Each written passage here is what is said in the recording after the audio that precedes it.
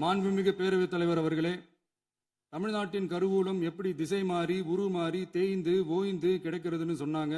திசை மாறி உருமாறி தேய்ந்து ஓய்ந்துன்னு வசனம் மாதிரி ரைமிங்கா இல்லாம வளமான இலக்கியமா இதே சபையில பேசினவங்களோட திறமையான ஆட்சியில நடந்த நிதி மேலாண்மையை பத்தி வெள்ளை அறிக்கையா வெளியிட்டோம். வெள்ளை அறிக்கை வந்ததிலிருந்தே கண்ணை கட்டுதுங்க. அந்த காலத்துல தான் பிள்ளையோ பிள்ளை தொல்லையோ தொல்லைன்னு சொன்னாங்க. அதே மாதிரி தாங்க அவங்க ஆட்சியாலையும் அவங்களாலையும் இன்னைக்கு தமிழ்நாட்டுக்கே தொல்லையோ தொல்லை. இப்படி ஒரு நிலைமையை உண்டாக்கி வச்சுட்டு இவங்க சொல்றாங்க நமக்கு ஆட்சி செய்ய தெரியாதுன்னு. நம்ம அமைச்சர்களுக்கும் நம்ம சட்டமன்ற உறுப்பினர்களுக்கும் ஒன்றும் தெரியாதுன்னு. ஆமாங்க, எங்களுக்கு தெரியாதுதான். எங்க சட்டமன்ற உறுப்பினர்களுக்கும் அமைச்சர்களுக்கும் மக்கள் பணி செய்ய தெரிஞ்ச அளவுக்கு மக்கள் பணத்தை சுருட்ட தெரியாதுதான்.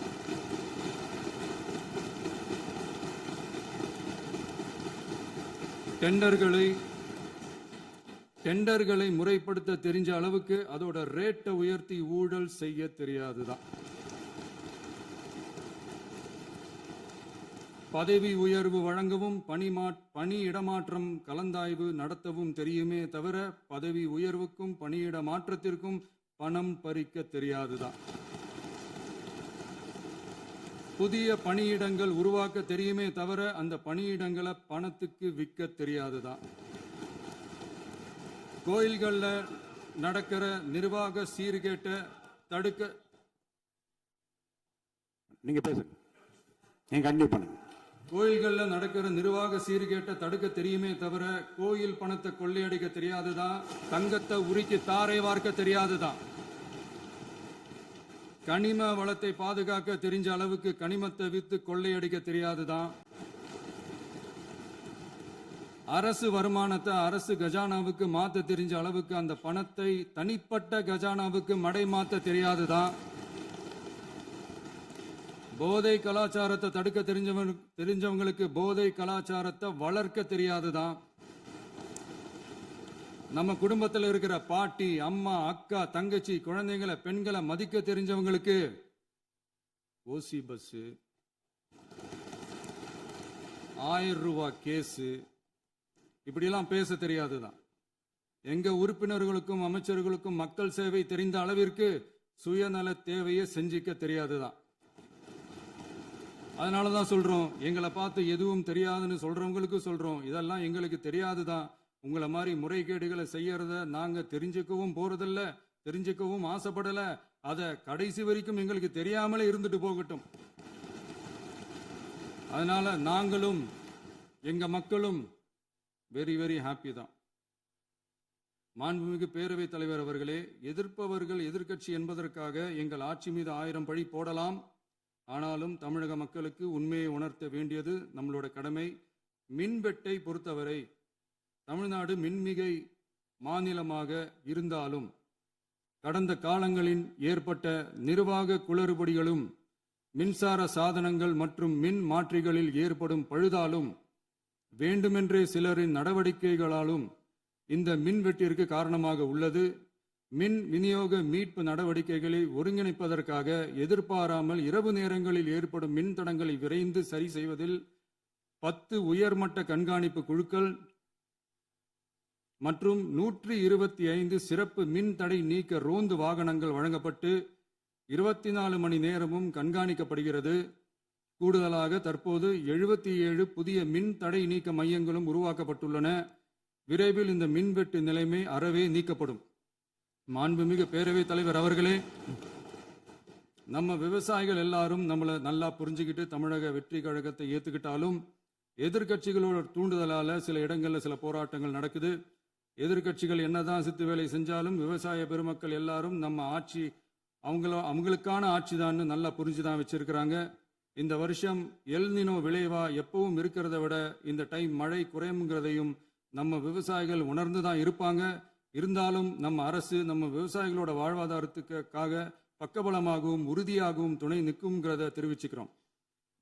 நம்ம தமிழகத்தில் ஏற்கனவே நடந்த அதி அற்புதமான சூப்பரான நிர்வாக திறன் கொண்ட 50 வருஷ அரசியல் அனுபவம் கொண்ட 2.0, 3.0, 4.0 பல 0.0 மாடல் ஆட்சி நடத்த கனவு கண்டவங்களோட அட்டகாசமான ஆட்சிக்காரங்க பல்வேறு விதமான நிதி நெருக்கடியை நம்ம மக்களுக்கும் நமக்கும் பரிசா கொடுத்துட்டு போய் இருந்தாலும் கூட்டுறவு வங்கிகளின் மூலம் 75,000 வரை பயிர்க்கடன் பெற்று குறு சிறு இதர பெரு விவசாயிகளுக்கு 100% முழுமையான பயிர்க்கடன் தள்ளுபடியும், 75,000க்கு மேல் கடன் பெற்றவர்களுக்கு குறைந்தபட்சமாக 35,000 பண பயன் கிடைக்கும் அளவிற்கு மொத்தம் 14,43,504 விவசாயிகளுக்கு ரூபாய் 5,932.23 கோடி பயிர்க்கடன் தள்ளுபடி வழங்கப்பட்டுள்ளது. மாண்புமிகு பேரவைத் தலைவர் அவர்களே, நாம ஒன்றியத்தில் கூட்டுறவு கூட்டாட்சி, மாநிலத்தில் சுயாட்சி என்ற கொள்கையை கொண்டவங்க தான் ஏற்கனவே அறிவிச்சிருக்கிறோம். தற்போதைய ஒன்றிய அரசு சார்ந்த கட்சியுடன் அரசியலில் கொள்கை அளவில் நேர் எதிராக நிக்கிறவங்க தான் நாம.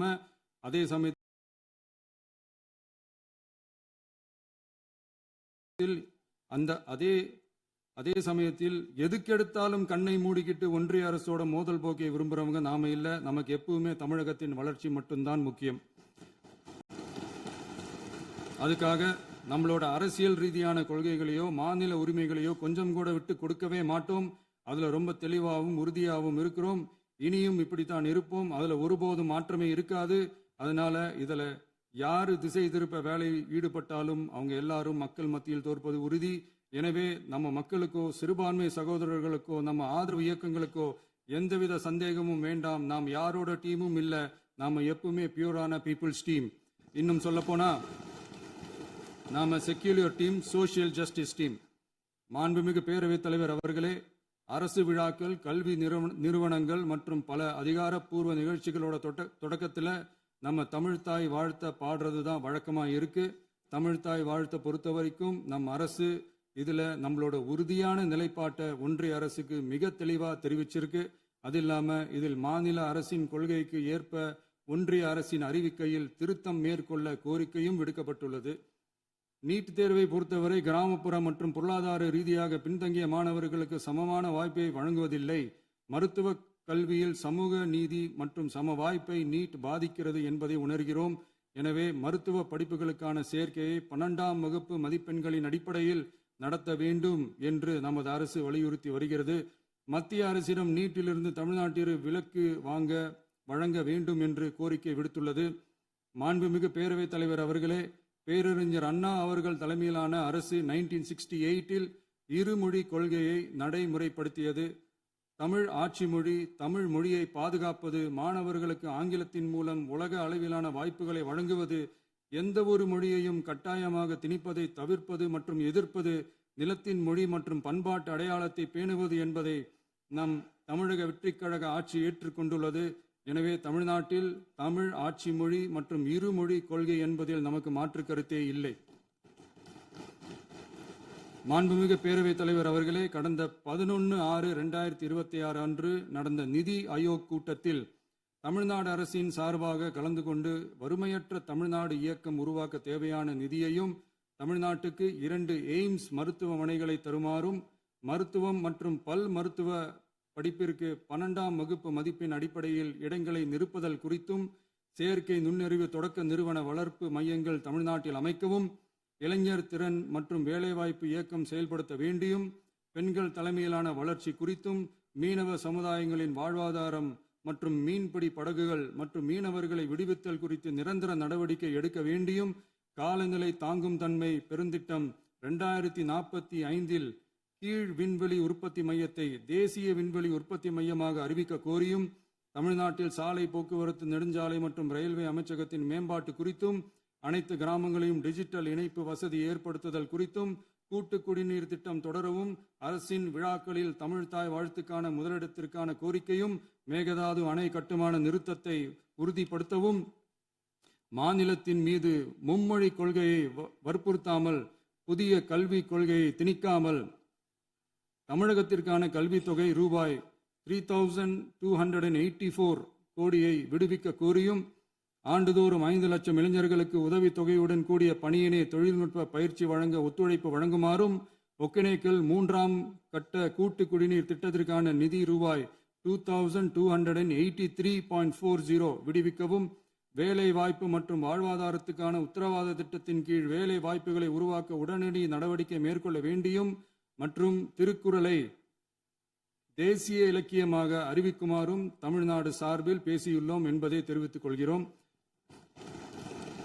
மாண்புமிகு பேரவைத் தலைவர் அவர்களே, அண்டை மாநிலங்களுடனான நட்புறவு ஒரு மாநிலத்தின் வளர்ச்சிக்கும் நாட்டின் ஒற்றுமைக்கும் மிகவும் அவசியமானது. தமிழ்நாடு தனது அண்டை மாநிலங்களுடன் நதி நீர் பங்கீடு, பொருளாதாரம், கல்வி, கலாச்சாரம் மற்றும் போக்குவரத்து துறைகளில் நல்லுறவை பேணி வருகிறது. பரஸ்பர மரியாதை, ஒத்துழைப்பு மற்றும் கூட்டாட்சி தத்துவத்தின் அடிப்படையில் அண்டை மாநிலங்களுடனான நட்புறவை வலுப்படுத்தவும் நமது ஆட்சியில் காக்கப்படுகிறது. மாண்புமிகு பேரவைத் தலைவர் அவர்களே, சட்டம் ஒழுங்கை பற்றி பேச்சு வந்தது.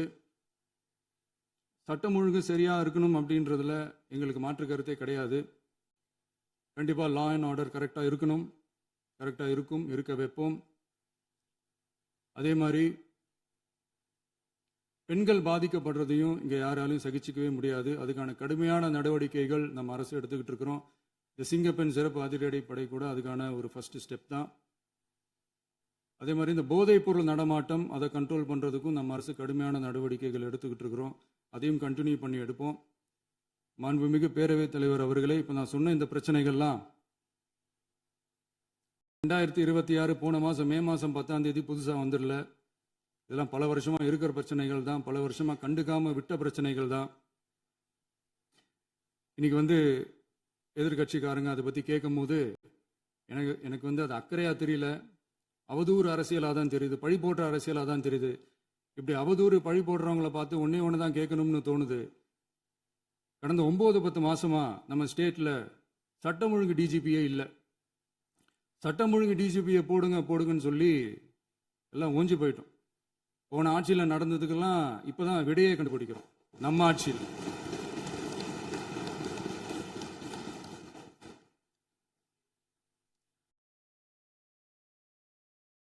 இந்த போதைப் பொருள் நடமாட்டம்லாம் தாறுமாற அப்படியே பரவி கொட்டி கிடக்குது. இதெல்லாம் இனிஷியல் ஸ்டேஜ்லயே யார் கண்ட்ரோல் பண்ணியிருக்கணும்? போலீஸ் டிபார்ட்மெண்ட் அப்போ யார் கையில் இருந்தது? இத்தனை கேள்வி நம்மளை பார்த்து கேட்குறாங்களே, ஒரே ஒரு கேள்வி தான் நான் கேட்கணும்னு தோணுது. போலீஸ் டிபார்ட்மெண்ட்டை கையில் வச்சுக்கிட்டே பிகினிங்லேயே இனிஷியல் ஸ்டேஜ்லேயே இந்த போதைப் பொருள் நடமாட்டத்தை ஏன் கண்ட்ரோல் பண்ணலை? மனசாட்சி உள்ளவங்க இந்த பிரச்சனையெல்லாம் ஏன் நடக்குதுன்றது அவங்களுக்கே நல்லா தெரியும். இன்னைக்கு சட்டம் ஒழுங்கை பற்றி கேள்வி கேட்கக்கூடாதா அப்படின்னா தாராளமாக கேட்கலாம். இது ஜனநாயக அரசு, மன்னராட்சிலாம் கிடையாது, மனசாட்சி உள்ள மக்களாட்சி. அதனால் கேள்வி கேட்கலாம், எல்லாருக்கும் எல்லா உரிமையும் உண்டு. விமர்சனம் செய்யலாம், எல்லாருக்கும் எல்லா உரிமையும் உண்டு. ஆனால் நம்ம ஆட்சியில் என்ன நடவடிக்கைகள் எடுத்திருக்கோன்றது தெரிஞ்சுக்கிட்டு அதுக்கேற்ற மாதிரி ஒரு நடுநிலையாக பேசுனீங்கன்னா கொஞ்சம் நல்லாயிருக்கும். சட்டம் ஒழுங்கை பற்றி யாருக்கு என்ன யோசனை இருந்தாலும், மக்கள் நலனுக்காக யாருக்கு என்ன யோசனை இருந்தாலும் அதை தாராளமாக சொல்லலாம். நம்ம அரசு அது காது கொடுத்து கேட்கும். ஆனால் நம்ம அரசினுடைய நிர்வாகத்திறன் அதை பற்றி பேசுகிறவங்களுக்கு ஊரடிச்சு உலையில போட்டு ஊழல் மேலே ஊழலாக செஞ்சுக்கிட்டு அதுலேருந்து தப்பிக்கிறதுக்கு பேர் தான் நிர்வாகத்திறன் அப்படின்னு சொன்னால், அப்படிப்பட்ட ஒரு ஊழல் செய்கிற நிர்வாகத்திறனை நம்ம அரசு ஒரு நாளும் செய்யாது. பெட்டியாக பணத்தை வச்சுக்கிட்டு, பெட்டியை வச்சு எல்லாம் செஞ்சுக்கிட்டு, போதைப் பொருள் பாதுகாவல் கழக மாடல் அரசாங்கம் செஞ்ச ஒவ்வொரு ஊழலாக வெளியில் வந்துக்கிட்டு இருக்கு. டாஸ்மாகில் அது என்னப்பா அது பேரு, பார்ட்டி ஃபண்ட் கட்சி நிதி அப்படின்ற பேரில் அடித்த கொள்ளையெல்லாம் ஒன்று இப்போ கவர்மெண்ட்டோட கஜானாவுக்குள்ளே கொண்டு சேர்த்துக்கிட்டே இருக்கிறோம். உட்காருங்க. மாண்புமிகு முதல்வர்கள் பதில் உரைக்கு பிறகு முதல்வர் பதிலுக்கு பிறகு நேரம் தரேன். அப்போ பேசட்டும், அவங்க பேசட்டும், அவங்கள பேச அனுமதி. உட்காருங்க உட்காருங்க.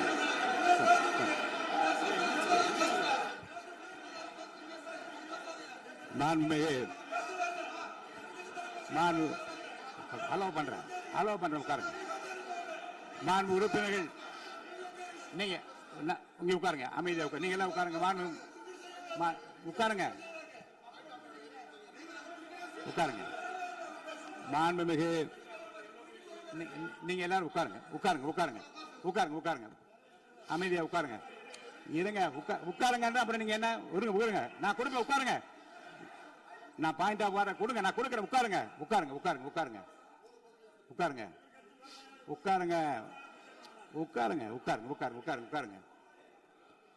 மாண்புமிகு முதல்வர் அவர்கள் கோர்வையாக நிதானமாக சொல்லிக்கொண்டே இருக்கிறார். நீங்கள் குறிப்பெடுத்து வைத்துக் கொள்ளுங்கள்.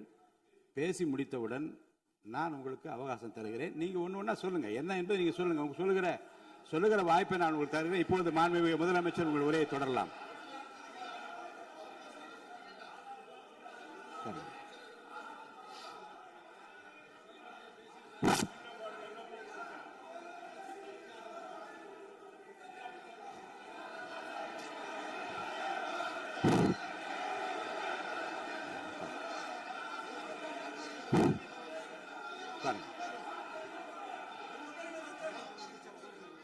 நான் எழுந்த பிறகு உட்கார்றதான் முறை. உட்காருங்க, எல்லாரும் உட்காருங்க. தேசிய உட்கார்.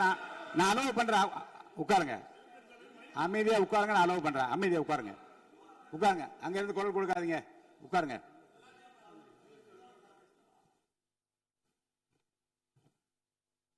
இனிமையான இந்த விவாதத்தில்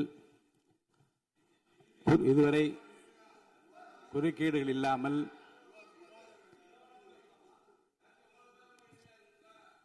கொஞ்சம் அமைதியா இருங்க. மாண்புமிகு முதல்வர் அவர்கள் பேசி முடித்தவுடன் பாயிண்ட் ஆஃப் ஆர்டர் கேட்டிருக்கீங்க. நான் அனுமதிக்கிறேன். எதிர்கட்சி தலைவருக்கு மட்டும் நான் அனுமதி தருகிறேன். அவர் எழுந்து பேசலாம். முதலமைச்சர் நீங்க கண்டினியூ பண்ணி முடிக்கலாம். நீ எல்லாரும் எழுந்துச்சீங்கன்னா சரி வராது. உட்காருங்க. நான் சொல்லியிருக்கேன். உட்காருங்க.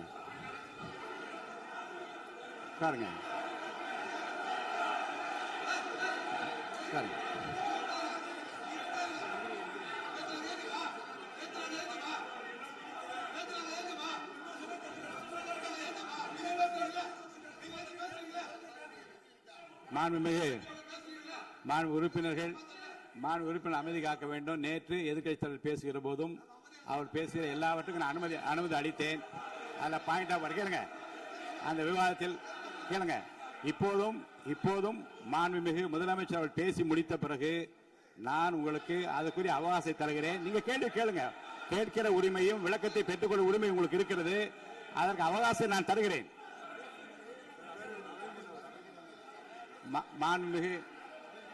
மாண்புமிகு உறுப்பினர் அமருங்க. நான் என் தீர்ப்பை சொல்லுகிறேன். மாண்புமிகு முதலமைச்சர் அவர்கள் பேசி முடித்தவுடன் எதிர்க்கட்சி தலைவருக்கு அந்த வாய்ப்பை நான் தருகிறேன். நிச்சயமா அந்த கேள்வி கேட்கலாம். உட்காருங்க எல்லாரும். பேரவை முன்னவர் பேசுங்க. மாண்பு பேரவைத் தலைவர் அவர்களே, இன்று இவர்கள் முயற்சி செய்வது அவர் ஆளுங்கட்சியாக இருக்கின்ற போது நான் சொல்லிடுறேன் பிளீஸ். ஒரே நிமிஷம் நான் சொல்லிடுறேன் பிளீஸ். ஆளும் கட்சியாக இருக்கின்ற போது நீங்கள் சொன்ன ஒரே வார்த்தை, நாங்கள் பேசி முடித்ததற்கு பிறகு குறிப்பிடுத்துவிட்டு நீங்கள் எந்த கேள்வி வேண்டுமானாலும் கேட்கலாம் என்று ஒரு முறையை நீங்கள் பின்பற்றினீர்கள். அதே முறையை இப்போது பின்பற்ற வேண்டும் என்று கேட்டுக்கொள்கிறேன். பள்ளிக்கல்வித்துறை அமைச்சர். மாண்புமிகு பேரவைத் தலைவர் அவர்களே, நேற்றைய தினம் கூட எதிர்க்கட்சி தலைவர் சொன்னதை முழுமையாக கேட்டு இறுதியில் ஒரு வாய்ப்பு தந்தீங்க. அதுவும் இல்லாம இந்த நேரத்தில் நேரலையில் நீங்களும் பாக்குறீங்க. அங்கிருந்து ஒருமையில் விழித்து இந்த பக்கம் இருக்க உறுப்பினர்களை பார்த்து அப்படின்னு ஒருமையில் விழிப்பதை உங்கள் மூலமாக கண்டிக்கிறேன். அந்த வார்த்தையை அவை குறிப்பிலிருந்து நீக்கணும்.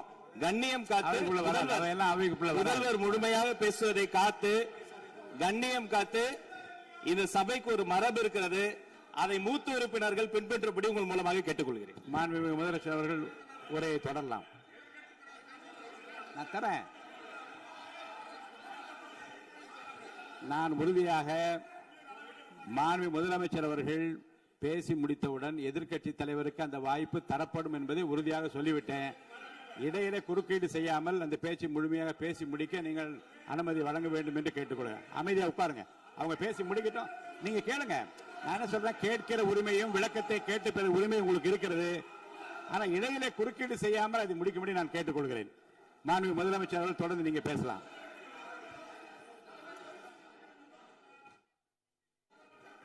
எதிர்க்கட்சி தலைவர் அவர்கள் உங்கள் கட்சியினுடைய உறுப்பினரை அமைதிப்படுத்த வேண்டும் என்று நான் கேட்டுக்கொள்கிறேன். உங்களுக்கு வாய்ப்பு தரவில்லை என்றால் அவர் எழுந்து நிற்பதில் நியாயம் இருக்கிறது. வாய்ப்பு தரப்போகிறேன். மாண்புமிகு முதலமைச்சர் அவர்கள் பேசி முடித்தவுடன் உங்களுக்கு வாய்ப்பு தரப்படும். அது வரைக்கும் உங்களுடைய உறுப்பினரை அமைதி காக்க நீங்கள் தான் பார்த்துக் கொள்ள வேண்டும். மாண்புமிகு அவை முன்னவர். மாண்புமிகு பேரவைத் தலைவர் அவர்களே, அவர் அப்போது சொன்னது வேறு, இப்போது நடந்து கொள்கிற முறைகள் வேறாக இருக்கிறது. மாண்புமிகு அமைச்சர் அன்றைக்கு அவர் சொல்லுகிற போது அமைச்சர் அத்தனை பேரும் பேசி முடித்ததற்கு பிறகு உங்களுடைய கருத்துக்கள் ஏதாவது நீங்க உட்காரலாம். இருந்தாலும் தெரிவிக்கலாம் என்று நீங்க சொன்னார்கள். உட்காரலாம். அதை இப்போது பின்பற்றினால் நன்றாக இருக்கும். நீங்கள் அதற்காகத்தான் சொன்னீர்கள். முதலமைச்சர் பேசியதற்கு பிறகு எதிர்க்கட்சி தலைவர் அவர்கள் பேசுவதற்கு வாய்ப்பளிக்கிறோம் என்று சொல்லியிருக்கிறார்கள். ஆகவேதான் அந்த வாய்ப்பை நீங்கள் ஆகவே இல்ல அது பதில் சொல்லணும்னு கேட்டிருக்காங்க. பதில் சொல்லணும் சொல்லியிருக்காங்க. பதில் சொல்லினா தங்க பிரச்சனை இல்ல அப்படி இல்ல. ஆகவே இல்ல நேற்றைய தினம் நீங்கள் அப்படி பேசிக் கொண்டது ஆறாவது இல்ல நேற்றைய தினம் உங்கள் பேசுகிற போது ஆறாவது குறுக்கிட்டார்களா? நீங்கள் பேசுகிற போது யாருமே குறுக்கிடவில்லை. நீங்க எவ்வளவு பேசினீர்கள், எவ்வளவு வார்த்தைகள் பேசினீர்கள் என்பதெல்லாம் எங்களுக்கு தெரியும். யாருமே அதில் குறுக்கிடவில்லை. இது முதலமைச்சர், எங்கள் முதலமைச்சர் எதிர்க்கட்சி தலைவர் பேசுகிற போது யாரும் குறுக்கிட வேண்டாம் என்று சொன்னார்கள். அதை நாங்கள் பின்பற்றினோம். ஆனால் இன்றைக்கு நீங்கள் பின்பற்றவில்லை என்றால் வேதனையாக இருக்கிறார். முன்னவர் நேற்று எதிர்க்கட்சி தலைவர் பேசுகிற போது அடுக்கடுக்காக குற்றச்சாட்டுல வைத்தார். இப்போ அதற்குரிய மாண்புமிகு பொதுப்பணித்துறை அமைச்சர்களும் காலையில் அலுவலகத்தை சந்தித்து அவர்கள் சாட்டிய குற்றச்சாட்டுகளுக்கெல்லாம் ஆதாரங்களை எல்லாம் நான் கொண்டு வந்திருக்கிறேன் என்று சொன்னேன். நான் நேற்று அந்த விஷயம் நேற்றோடு முடிந்து விட்டது. ஆதாரங்களை கொடுங்கள். தக்க நேரத்தில் இதை பற்றி சொல்ல வேண்டி நேர்ந்தால் நான் இதெல்லாம் ஆய்வு செய்து உரிய நேரத்தில் அவை குறிப்பிட்டு ஏற்றுவதற்கு முன்பாக அவரிடம் காட்டி அதற்கு பிறகு அதை பற்றி முடிவெடுக்கும் என்று நான் சொன்னேன். இப்போதும் சொல்லுகிறேன், மாண்பு முதலமைச்சர் அவர்கள் பேசிக் கொண்டிருக்கிறார். பேசி முடிக்கட்டும். எதிர்க்கட்சி தலைவருக்கு உறுதியாக நான் வாய்ப்பு தருவேன். அவர் கேள்விகளை முன்வைக்கலாம், விளக்கங்களை பெறலாம். இப்போதைக்கு பேரவைத் தலைவர் என்ற முறையில் என்னுடைய முடிவு இதுதான். அவையில் இருக்கக்கூடிய உறுப்பினர்கள் அமரும்படி நான் கேட்டுக்கொள்கிறேன். நான் முதலமைச்சர் அவர்கள் பேச வேண்டிய போ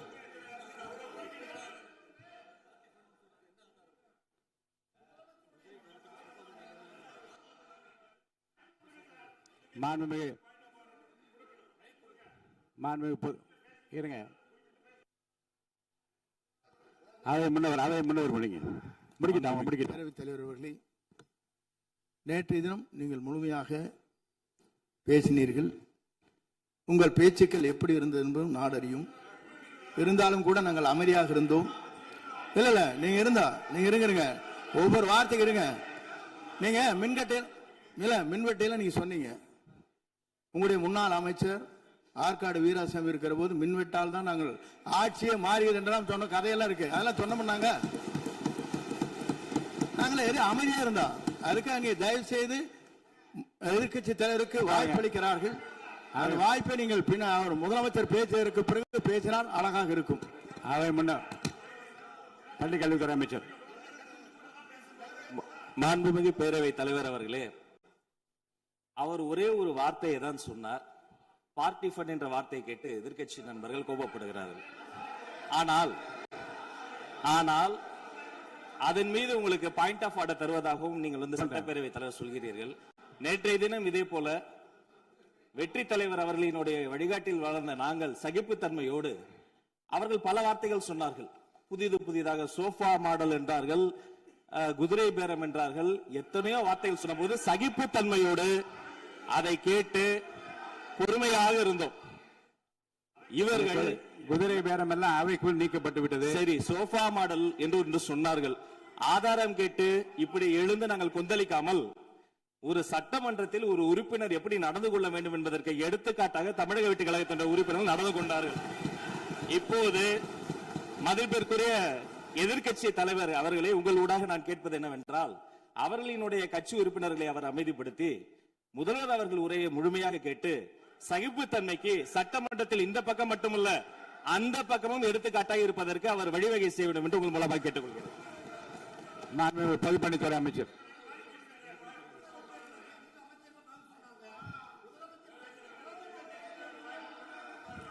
மாண்புமிகு பேரவைத் தலைவர் அவர்களே, திராவிட முன்னேற்ற கழகம் முதல் நாளில் இந்த சபையுடைய மரபையும் பாரம்பரியத்தை பற்றியும் நமக்கு வகுப்பெடுத்தார்கள். அந்த மரபுப்படி எங்களுடைய தலைவருடைய வழியில் இந்த சட்டசபையுடைய நிகழ்வுகளில் நாங்கள் கலந்து கொண்டிருக்கிறோம். நேற்று எதிர்க்கட்சி தலைவர் பேசும் பொழுது எவ்வளவோ வார்த்தைகள் உண்மைக்கு புறம்பாக சட்டத்திற்கு எதிராக ஒரே நிமிஷம் பேசுறேன். சட்டத்திற்காக பேசும் பொழுது நாங்கள் அமைதியாக இருந்தோம். நாங்கள் அமைதியாக ஒரு 2-3 முறை தான் அவரு பேசும்போது மினிஸ்டர்கள் நின்னாங்க. ஆனா இன்னைக்கு மாண்புமிகு முதலமைச்சருடைய முதல் உரை கடந்த 4 நாட்களாக திராவிட முன்னேற்ற கழகம் முதலமைச்சர் ஏன் பேசலன்னு சொல்லிட்டே இருந்தாங்க. இன்னைக்கு பேச ஆரம்பிச்ச உடனே அவர் சொன்ன வார்த்தை பார்ட்டி ஃபண்ட் சொன்னார். எந்த பார்ட்டின்னு சொல்ல. ஆனா அந்த வார்த்தைகள் சொல்லி முடிஞ்ச உடனே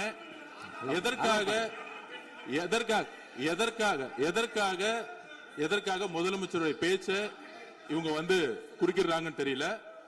நீங்கள் சொன்னது மாதிரி முதலமைச்சர் பேச வேண்டும். பேசிய பின்பு கருத்துகளுக்கு பதிலளிக்க அவர்கள் பதிலளிக்கும், நாங்களும் பதிலளிக்க தயாராக இருக்கிறது பதிவு பண்றோம்.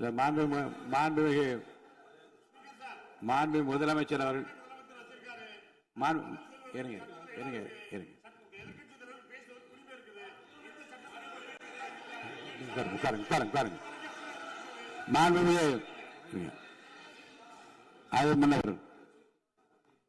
மரபு இருக்கிறது, எப்போது வேணும் பாயிண்ட் ஆஃப் ஆர்டர் இருக்கலாம். இருந்தாலும் கூட நீங்க அந்த மரபை நீங்க கடைபிடித்தீங்களா உங்க ஆட்சியில? நீங்க முன்னவர் முன்பு எப்படி நடந்தால் என்பதை பற்றியோ முன்பு நடந்த நிகழ்வுகள் பற்றியோ நீங்கள் சொல்லி மீண்டும் இந்த அவையினுடைய மாண்பை குறைக்க வேண்டாம் என்று நான் கேட்டுக்கொள்ள வேண்டாம். இப்போது உள்ள பிரச்சனை மாண்பு முதலமைச்சர் அவர்கள் தன்னுடைய பேச்சை உறுதி செய்து முடிக்க வேண்டும். அவர் முடித்த பிறகு எதிர்க்கட்சி தலைவருக்கு நான் நிச்சயமாக வாய்ப்பு தருவேன். அவர் கேள்வி கணைகளை தொடுக்கலாம், சந்தேகங்களை கேட்கலாம். விளக்கம் தருவதற்கு மாண்பு முதலமைச்சர் அவர்கள் தயாராக இருக்கின்ற அமைதியாக என்னை அமரும்படி நான் கேட்டுக்கொள்கிறேன். இப்ப நான் அனுமதிக்க முடியாது. மாண்பு முதலமைச்சர் உரையை தொடரலாம்.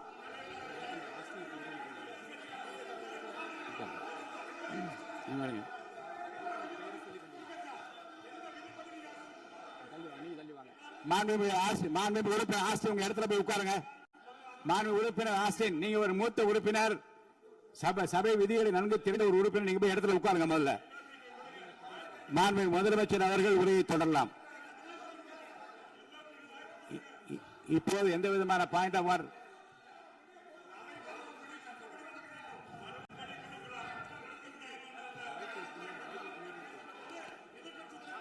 நான் வாய்ப்பு இல்லை என்று சொன்னால் நீ எழுந்து நிற்பதிலே நியாயம் இருக்கிறது.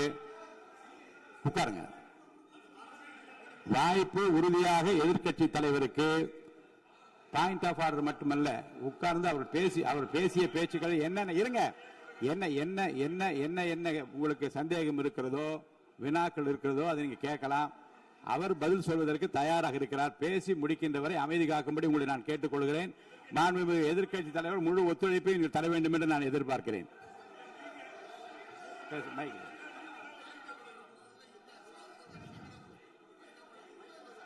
மைக் கொடுங்க. மாண்புமிகு எதிர்க்கட்சி தலைவர், பேரவைத் தலைவர், நீங்க உட்காருங்க. நேற்று நான் பேசும்போது சில அமைச்சர்கள் குறுக்கிட்டு பேசினாங்க, அதற்கு நீங்க அனுமதி கொடுத்தீங்க. அது மாதிரி இன்னைக்கு முதலமைச்சர் பேசும்போது சில வார்த்தைகள், தவறான வார்த்தைகள் பேசுறாரு. அவர் பார்ட்டி ஃபண்ட் அப்படின்னு சொல்லியிருக்கிறாரு. அவர் அமைச்சர் அந்த பார்ட்டி ஃபண்ட் எந்த பார்ட்டின்னு கூட சொல்ல தைரியம் இருந்தால் சொல்லுங்க, நாங்கள் அதெல்லாம் ஃபேஸ் பண்ண தயாரா இருக்கோம். எதையும் ஆதாரத்தோடு எதையும் பேசுங்க. நீங்க